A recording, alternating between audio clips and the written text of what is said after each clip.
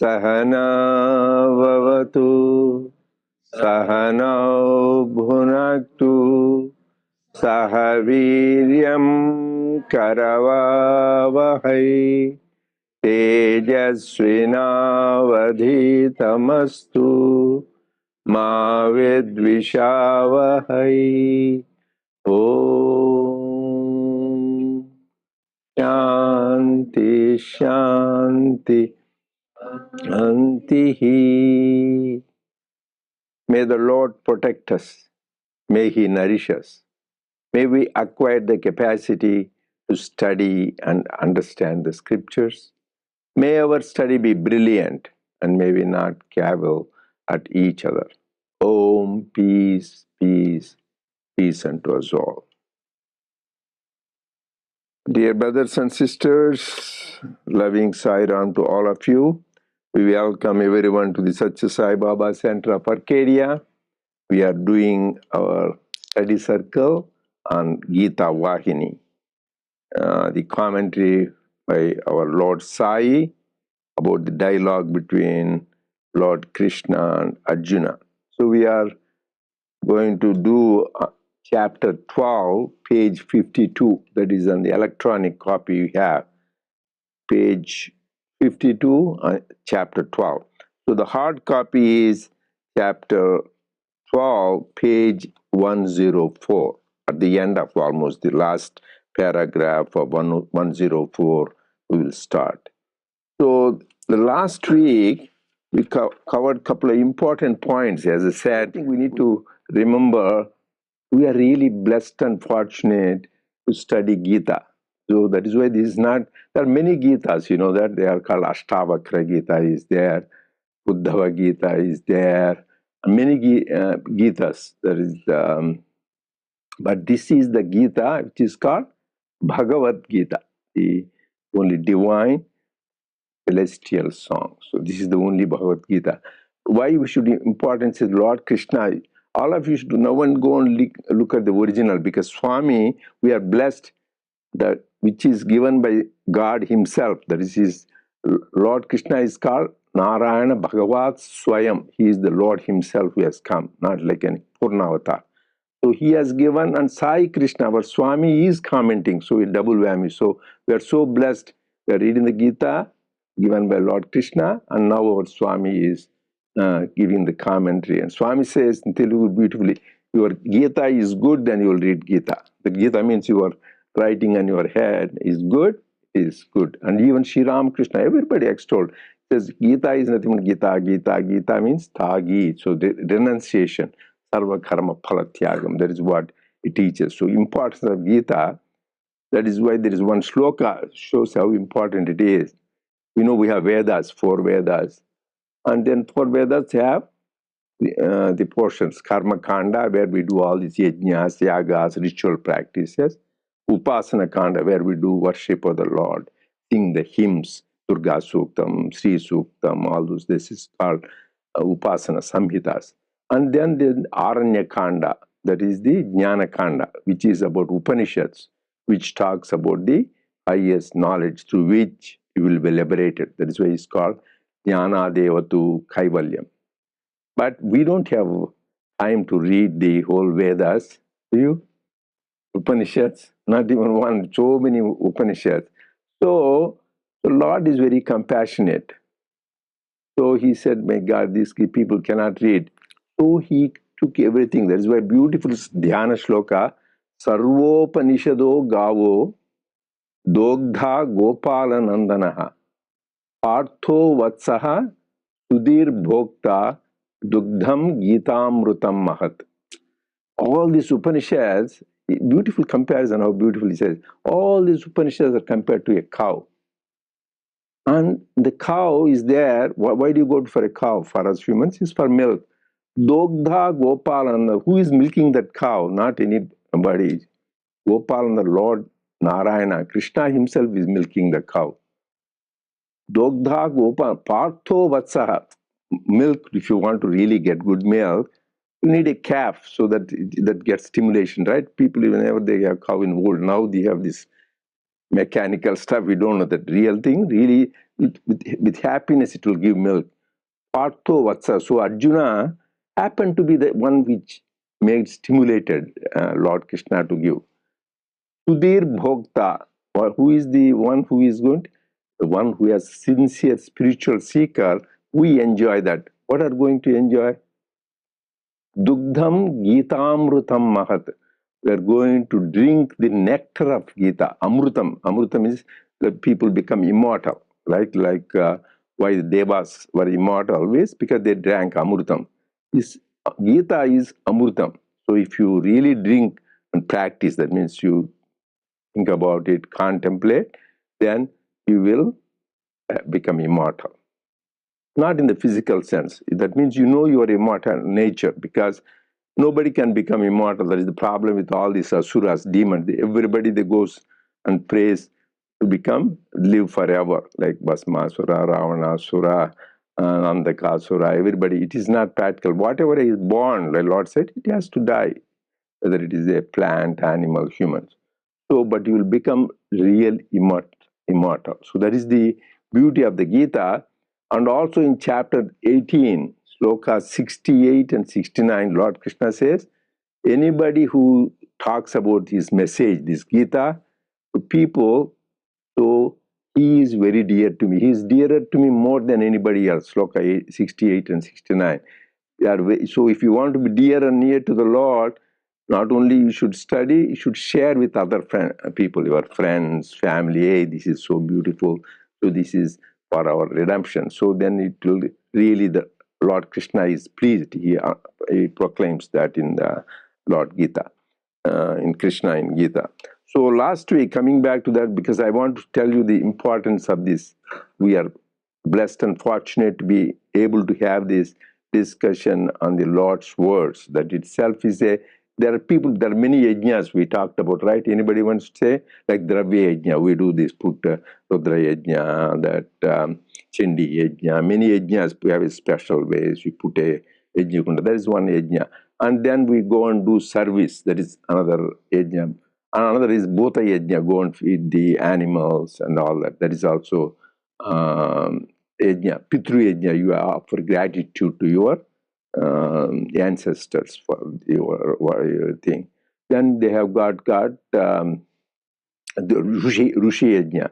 You try to do the expression of gratitude to the Rushi, like some people are the lineage of Bharadwaja and Atri, like that. So you express gratitude. How do you express gratitude? By reading their teachings. And then we have got also Japa Yajna. So just repeating the name of God in a divine name. That is a yajna. That is why Lord Krishna says, Yajnana Japa Yajnasmi. So for all the yajnas, I am Japa Yajna. So like that, there are many types of yajnas. So any of these yajnas are good things, doing service and reading the scriptures and serving people. But the greatest yajna, he says, is Jnana Yajna. That is what we are doing. So every Thursday when we do the study circle, remember we are doing Jnana Yajna. Because Jnanagni Dagda Karmanam. So whenever we do that, so they should think you are participating in a Yajna. So that time you remember the God's teachings, dive deep into that. So that will, because he says of the highest of all yajnas, Japa Yajna is good, because that is what we do in when sing Swami's bhajans or glories, and also when we do the meditation and repeat his name. But Jnana Yajna is the ultimate, because Jnana Devatu Kaivalyam, by the Jnana only will be attain the highest, the liberation. So always remember, whenever is discussion about the Bhagavad Gita, we should grab the opportunities. And also all of you read, because there is Swami beautifully went by sloka. I was going through that chapter by chapter. He started the discussion. Okay, what did we discuss last week? Two major points. Anybody wants to start? Two major points we discussed. Swami said that very, very important. Yeah, that is one. I was going to say I don't know about the point, but mainly what I wanted to share is the rope and the snake analogy. Yes. I was actually contemplating this week, since last week. So actually, the rope represents that Brahman. In a Samishti level, the Brahman, Adhara, support, and the snake, that superimposition, that's the universe, the prapancha. Yes. And the Vyashti level, individual level, so our body is transposing on Atma. So that's what I wanted to really, that's very profound. Yeah. That is why this is need to be good. You got the essence of it. So Swami says this is some of the things you need to underline. He says, in the world, what do you see? I'm seeing the people. There's one thing embodied being. Only three things we see. Three things are only composed of creation. Third, Prakriti, Purusha, and the embodied being, the nature, what we see. That is the whole thing. Of them, we are also embodied Jivis. And then Bhagavan, God, whom we can see as an avatar when he comes. Otherwise, also he is omnipresent. God, there's only one God. He is omnipresent. We should have the conviction. We see the three as a separate. God, nature, and beings, where human beings are animals. That thing to see separately, it is called wrong vision, faulty vision. That's in the beginning itself says Swami. Thola drushti, gross vision, is we see so many things, but that is wrong. So we should imprint it. Whenever you see multiplicity, that is wrong. Swami says dual mind is half blind. So the only thing you should see is oneness. Abheda darshanam jnanam, or Advaita darshanam jnanam. To be able to see oneness, only Brahman. Everything, because that's all exists. But because of our ignorance, we are seeing as many. What is the ignorance? That is why I say beautiful example that is in classic Advaitic test is called Rajju Sarpa Bhranti. Rajju is rope. The rope, in the regularly you see in the light, you will see it as a rope. But when it's at dusk or in the darkness, some people see it as a snake. Some people see it like a garland, depending upon their own projection. Some people see it as a streak of water. Some people say as if there is a branch from a tree fell down. So depending upon whatever their perception is, they may see it as a branch from a tree, or a streak of water, or a snake, or a garland. Any of them you see, because it is dusk, it be in their imagination. And even if some people who are weak heart, they think it is snake and they may collapse and even die. But was there any of those things? There was never a garland. So once you put a light, always there was only rope. Nothing was there. So what you saw, it is illusion. Similarly, we say we are, because of our ignorance, we see all this. And that is the ignorance. That is what the whole spiritual practice is, to get rid of that. So this is called Maya. Maya means, the definition is Ya Maya Maya. That means one which doesn't exist, because that snake never existed there. But it looks like it exists, right? For that person that existed that time, even he had a shock. And for that person, there was a garland. But really, there was never those things. But you can't say they were not there. They were there during the dusk for that particular person. The minute the light is there, it is not there. So for all of us, as long as we're ignorant, we'll continue to see the multiplicity. We'll see people separately, nature separately, and God separately. But a vision will come when everything will be only nothing but Brahman. Sarvam Khalvidam Brahma. Ekameva Dvitiyam Brahma. The whole Rudram we chant, we don't know how beautiful the text is, that is in Yajurvedam. So it beautiful, the whole thing is about, everything is the Rudra. So not only the one who bestows you wisdom, the one who get rid of your trouble, but the thief is also a Rudra, and a cheater is a Rudra, and river water is a Rudra, and water in a lake is also a Rudra. Tree is a Rudra, then the tree branches. So that means whenever you are walking, you see a tree, you see a mountain, you see a hillock, you see an animal. He says Ashwebhyo, a horse, a dog, and the people. Any of them you see, you should be reminded of Rudra. So Rudra is not just the lingam. Yes, we love that and thing, but that is why he describes all those description. Om Namo Ashwebhyo, Ashwapatibhyo. You are the horse. You are the leader of the heart. Shwabhyo, you are the dog. You are the holder of the dog. So you call God your good dog. People will think Semitic religion, Christians or Muslims, you say, dog, God, you're calling God dog? Yeah, we call God dog, and also horse, because everything is divine. That is the beauty. That is why people say, Indians, they worship a tree, they worship a stone, because we see there is nothing but God. So how can you say that it's not? So that is the important thing. So here we should see everything as Brahman. Then why you are not able? What is this Maya? Where did it come from? What happened? So this is really because of that we are all deluded. In simple words, we are all Maya is nothing. The warp and woof of Maya is I and mine. I am this is mine. I am, this is my family, my friends, my house, my property, my bank balance. That's all Maya. As long as you feel that is yours and you are the doer, you are in Maya. So the thing is to get out is, I am not the doer, God is the doer. I'm just a trustee.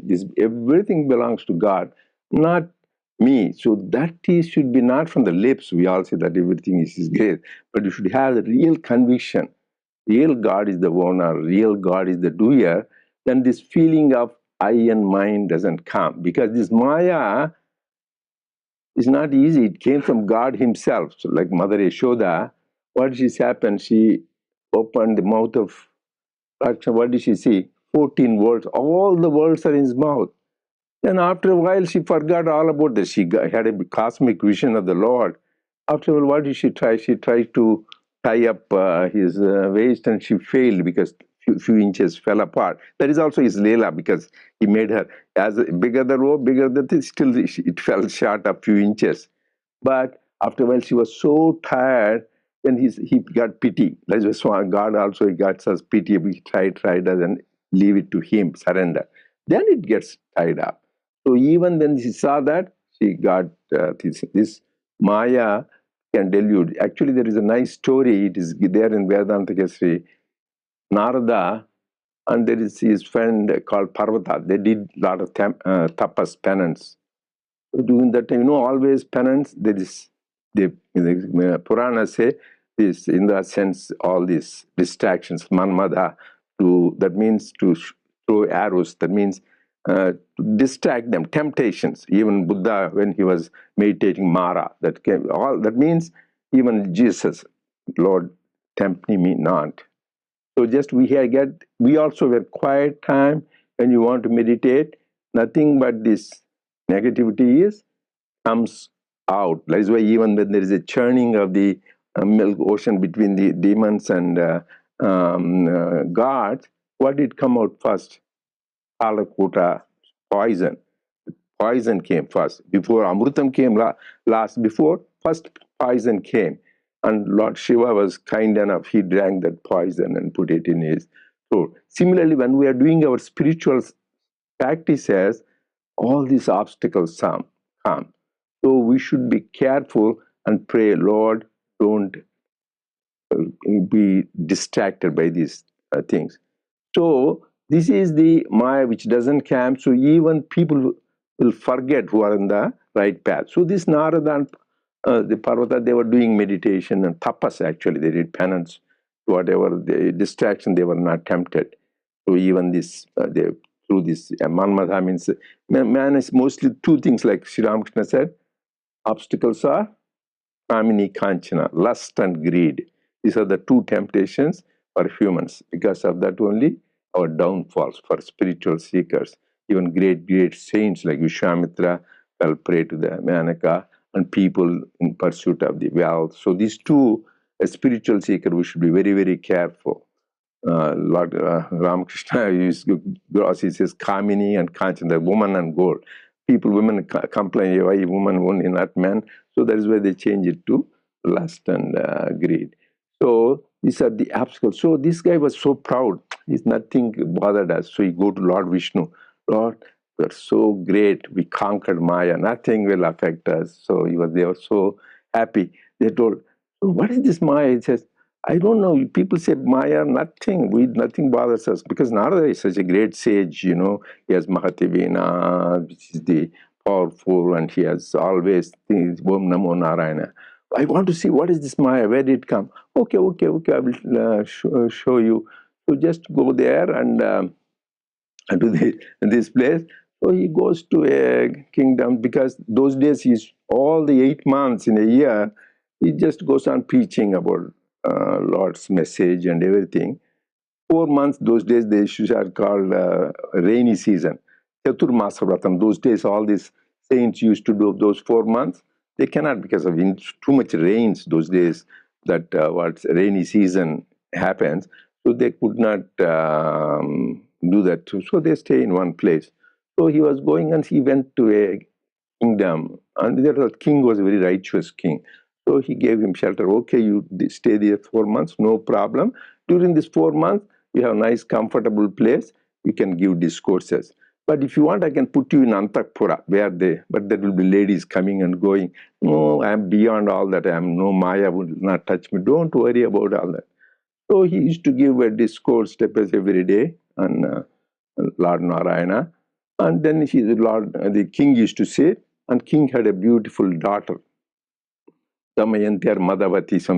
She also used to sit in the front, because he's such a nice discourse all the time. He used to give, and he's uplifting, and yes, and also on the top he sings also well.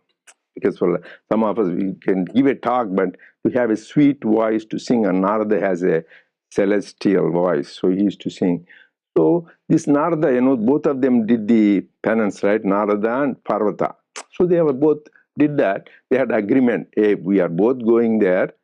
Whatever in your heart, you should share with me, because we are a good friend. Whatever in your heart, you should say. No secrets between us. We should have that contract, the deal. If we have both, then we should have that. We should respect each other. Then, after a while, he was living so good. So the lady princess was so impressed with him. So he used to serve him nice food. So give him like a nice curds. And this guy used to give him buttermilk. The other guy, Parvata, because this is special. And he puts a very comfortable cot. For him, he put just like a mat.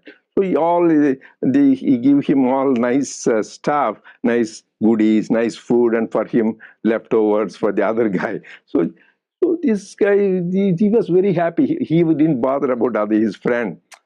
He says, yeah, it makes her happy. Actually, this guy is happy, being very pampered. So then after a while, he says, yeah, it looks like she likes me, he felt. He says, I also like her, Narada. So he didn't tell his friend that Parvata. So after a while, Parvata says, hey, what is it? We had an agreement. So whatever it's in your heart, you should tell me beforehand. Oh, yeah, sure. You all these days, you kept it a secret. You kept in your thing. Now you say you like her and she likes you. You want to marry. Because you didn't keep a promise, so you will have a monkey face. So immediately he becomes a monkey face. Narada, so handsome guy singing, so he is a monkey face, he was this. And this Parvata, he got mad, this guy. Hey, you curse me like that, you won't be able to fly or do that. Because those days they can travel anywhere without anything. They can fly all over the world without any vehicle. So this guy felt so bad. He has a monkey face. So the people, how can he give a discourse? So he used to cover up himself and just voice also. They don't need to hear. They don't need to see to his face. After a while, people wanted to see his face. Then they saw. Then this lady said, "It doesn't matter for me. You are a monkey face. I like you. You're the way you are because I like your voice and sing. I don't care about it." His father, king, says, "You're good. He want to marry him." There are so many kings want. Hey, why do you want to marry a man with a monkey face? This guy is useless. You just have. He says, no, no, no. I love him. You don't know. Love is blind. He doesn't see all these things. So I want to marry him. So then he's about to marry, and then suddenly, when about to marry, then because he was so much in rapture, he didn't care about his friend. He didn't care. Just suddenly, a man appears. He says, "Hey, how are you?" He said, "Who are you?" Then that is Lord Vishnu comes. Then he says, "Where is my wife?" That wife which was there, it disappears. Because Lord Narayana wears the Vaijayanti Mala, that special thing. So by his Maya, he created that scene, he created the king, he created that kingdom. You see what Maya is? This is what Maya. It was never existing, but for that time, it looked so real to you.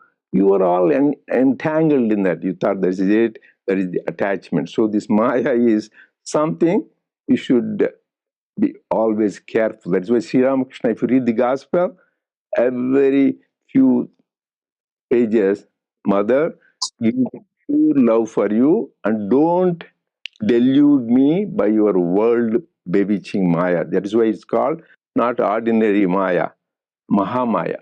So because all of us will get entangled. That is why in Durga Saptasati, Chandi, when people read, one of the important shlokas is Jnaninamapi Devamsi Devi Bhagavati Sa Balada Krishya Mohaya Mahamaya Prayachati. Even jnanis who think they're enlightened, they get caught up in this Mahamaya and get confused for a while. Their child dies or something happens to them.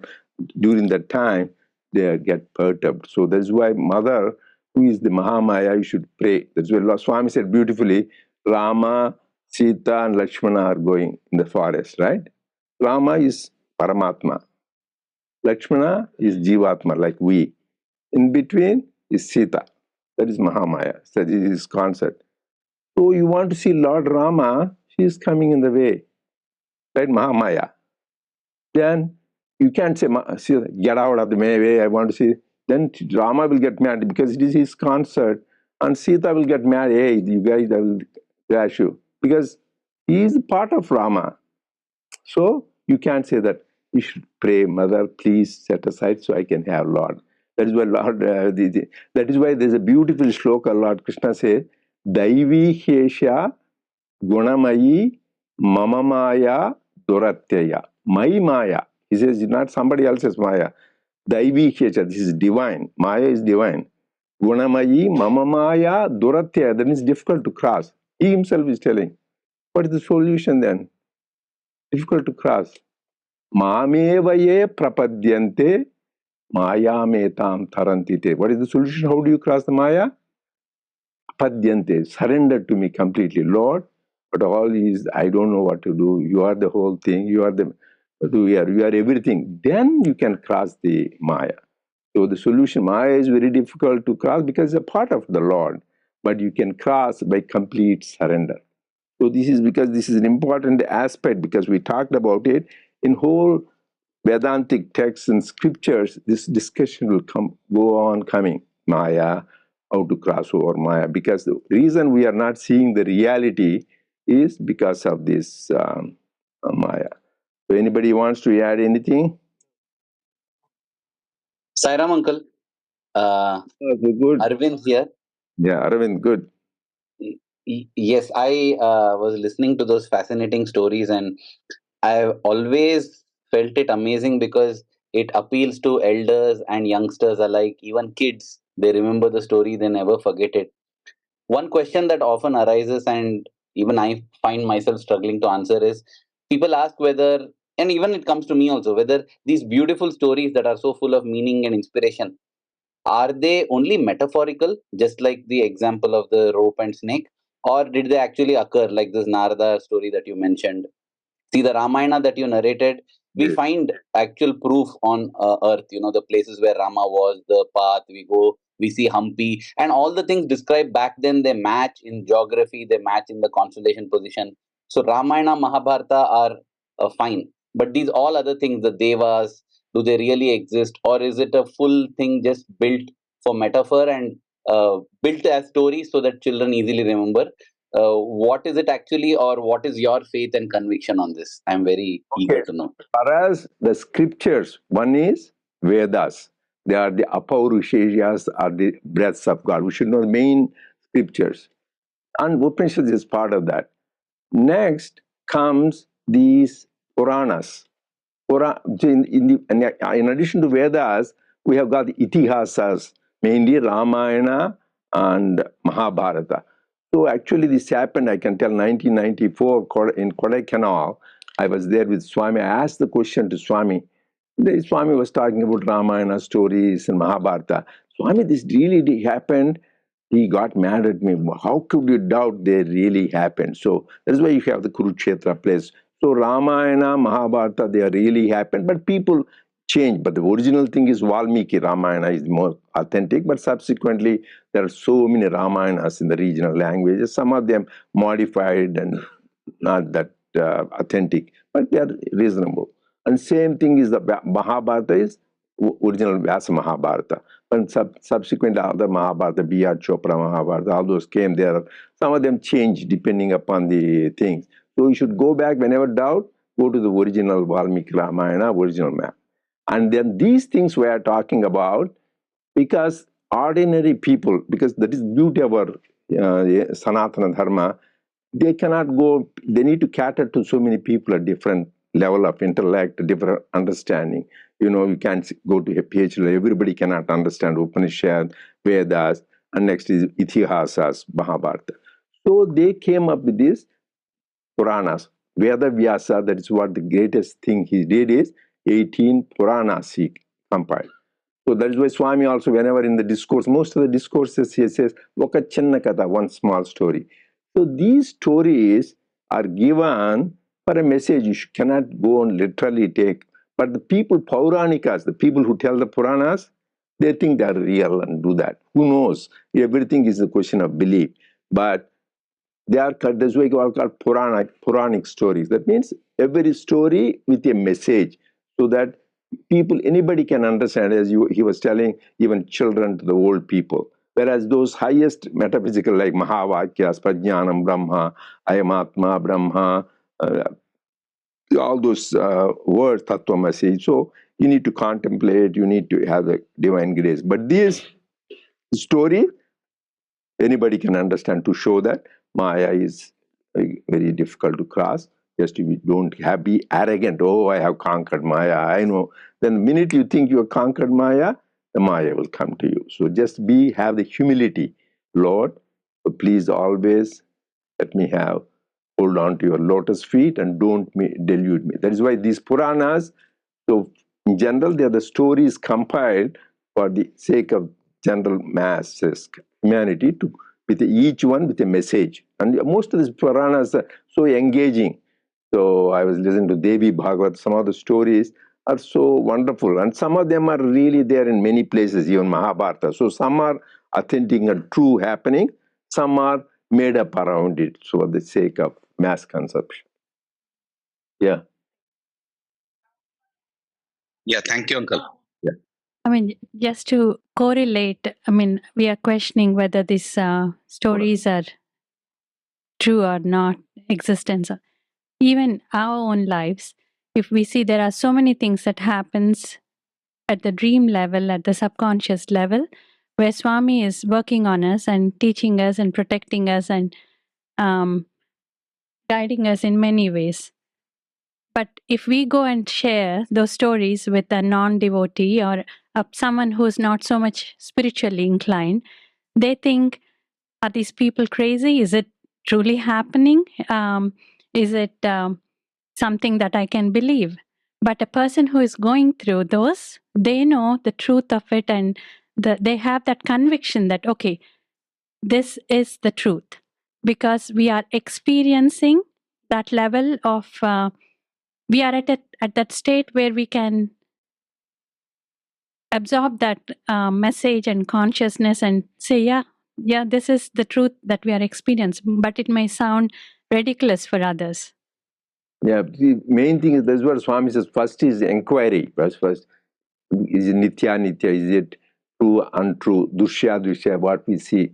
But each one's experience is this own. So what you may be sleeping in the same bed, husband, wife, or children, somebody. What is in your dream? What is the person next to one to you? His dream is completely different. There is the dream world, right? The minute you wake up, you see the world.